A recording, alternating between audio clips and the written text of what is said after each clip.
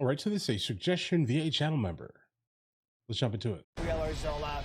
She is joining us live from Doral. She is outside in Arepaso, which we know is the mecca of the Venezuelan community there. And Gabby, the thing's pretty busy behind you, Gabby. It's 6 a.m. and people have been out there. Can you tell us about what you're seeing and how long you've been seeing people out there reacting to this news?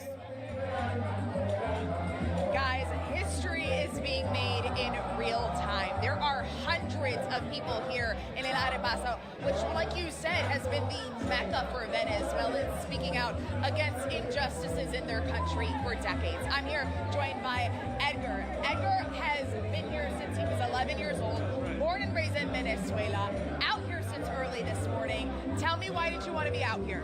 Well, okay, before I begin, I just want to talk to you, America, and I hope you have your coffee when I tell you this, but these are great news. All eyes on Venezuela. These are historical news. This is history in the making. I mean, my chest, in fact, it feels like it's gonna explode with joy, because before I was even born, there have been struggles.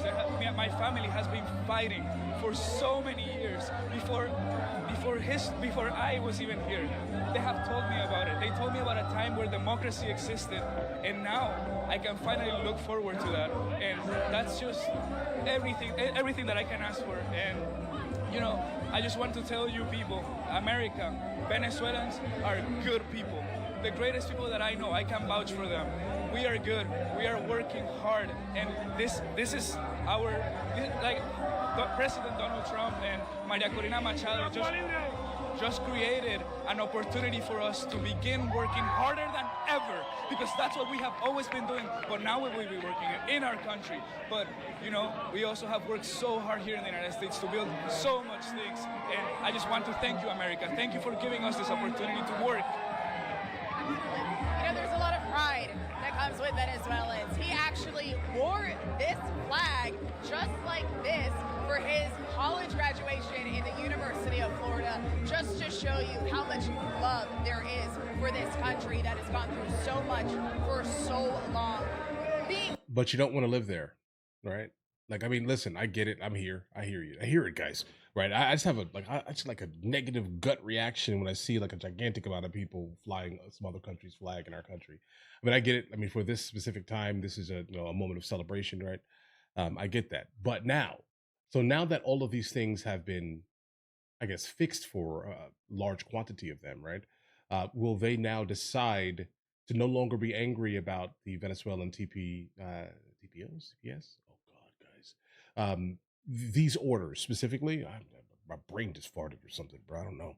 But will they no longer be angry about that specific thing happening, like the temporary status being removed? There's so many questions here. Like, will they decide that they're going to utilize what they learned in the United States of America to kind of rebuild the fallen state? Like, what will happen next with them? That's my question. Here has been incredible. People are dancing, people are cheering, and we've been here so many times, Christian, like you said in the past, when there have been so many issues, and they would cheer, "Si se puede, si se puede."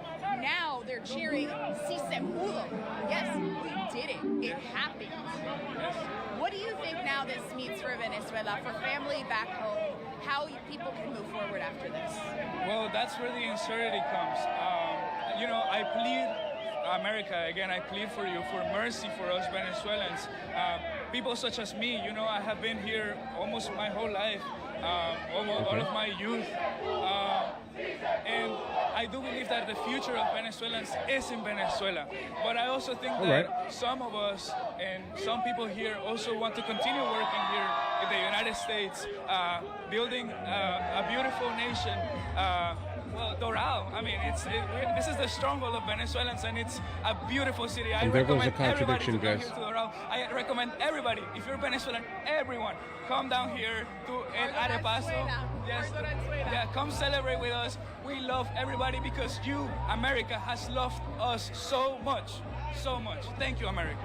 Edgar, thank you so much for sharing those sentiments. Guys, this is something that I find really interesting here. Everyone here, American, Venezuelan, have said they're so happy for the freedom that they experience here, and they just hope that freedom translates into their home country, Venezuela. freedom, freedom. Yes, we did it. Now we can continue to move forward. By no means are any of them saying, now comes the easy part. Certainly the hard part No, it's the rebuilding. on the way, but they're saying now is finally a step in Okay, please, excuse me. Lady in the back with the blue hat, can you please get the flag off the ground, please? the right direction that they've all been waiting for so long. I want to give you a little bit more of a scene setter here, guys. Look, people with flags, holding them up, holding them high, hundreds Rubbing them on the ground. Here, Make Venezuela great again. cars, playing music, everyone here dancing. It really is wonderful to see so many people coming together. There are a lot of emotions behind this. I mean, they're not just cheering because of what just happened today. This comes from generations upon generations of stories of struggle, stories of hurt, stories also of hope for a better country and a better life for their family in Venezuela. Since I've been here, I've seen countless people FaceTiming their family members from Venezuela, checking up on them. Like we said, these strikes, we still don't know if there have been any casualties. We have had a lot of people here checking up on their family. Thankfully, all of the FaceTimes have been answered. A lot of things we still do not know. But overall here, the sentiment is hope. Like we said, we covered this in the past. A lot of times we've heard people cheer, si se puede, and now they're saying, si se pudo. Now we did it. Guys. Gabby, it's so loud behind you that we Yes, actually can it is. we can hear you, but we can't hear you as clearly as we could maybe Very a loud. half hour ago when we see the jubilation, right? The joy behind you of people that have been sitting on the edge of their seats waiting for this moment. Still unclear, you know, where things will go, if there in fact will be a regime change. And I don't want to sound negative because by all indication, that is where we're going, but there's a lot of question, a lot of concern.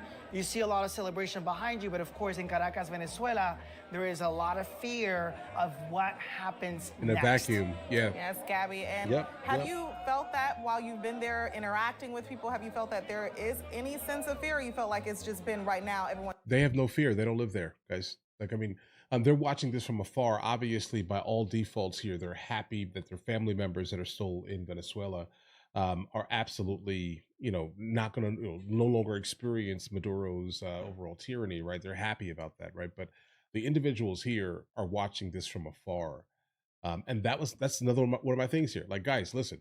All right, so the big bad guy is gone. Are you now going to go back with what you learned in this country specifically, right? And then try to fix some of the problems because again, yeah, right now it is very unsure in Caracas, guys. I can imagine how crazy it is here, there specifically, right? Mainly because now there's like this weird feeling of like a vacuum feeling of trying to figure out who is going to take over immediately. Okay, like who can do this the fastest and without kind of allowing any of Maduro's cohorts to basically kind of step in, right? Staying pretty much positive. And take over quickly. Well, you know what? It's mixed, right? I'm glad you asked that. There's a lot of emotions, like we said.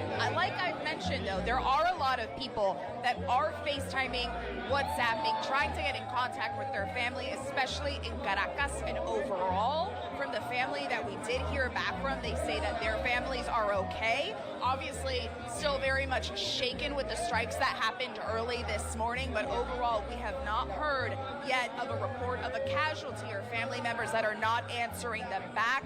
Actually, the opposite. We've heard several family members in Venezuela that are celebrating at home quietly despite everything that's happening right now in their home country.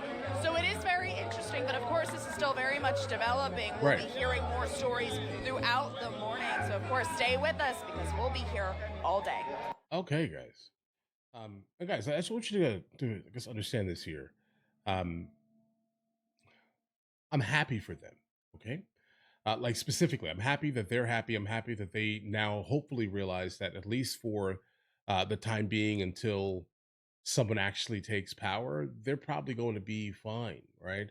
But the worst case scenario is that some other like cartel shill will basically step up and just overall, strong arm like the country, right? I mean, that would be terrible immediately here. I definitely do hope that the person that was actually elected is able to kind of hold power in some way, and the overall military will back her position. that would be super intelligent. I'm super happy, more so for the people that are actually in Venezuela, a lot more than the people that are celebrating in the United States, in the safety of the United States of America, and will 100% still refuse, even though the problem that they had, for the reason why a good amount of them had chosen to come to the United States of America, is gone. Right? Everything in me says that they're still not going to go back because now they're comfortable here. Right?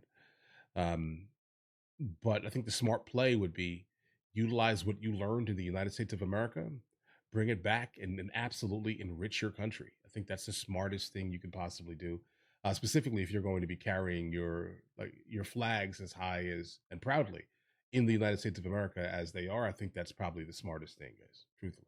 Guys, do you want to watch movies with me? I never actually thought to like promote it over here, guys. But if you guys do want to watch it, guys, we have hundreds of movies, and I mean hundreds of movies that we've reacted to. You guys can come watch them with me if you want to, along with many TV shows. Currently, we're working on the show Dexter, along with Vikings, and we have a lot of series that are already completed. But if you guys do want to watch it with me, the link is in the description. Everything's available at the second tier. But of course, if that's not your thing, guys, don't worry. Right? Listen, like and subscribe.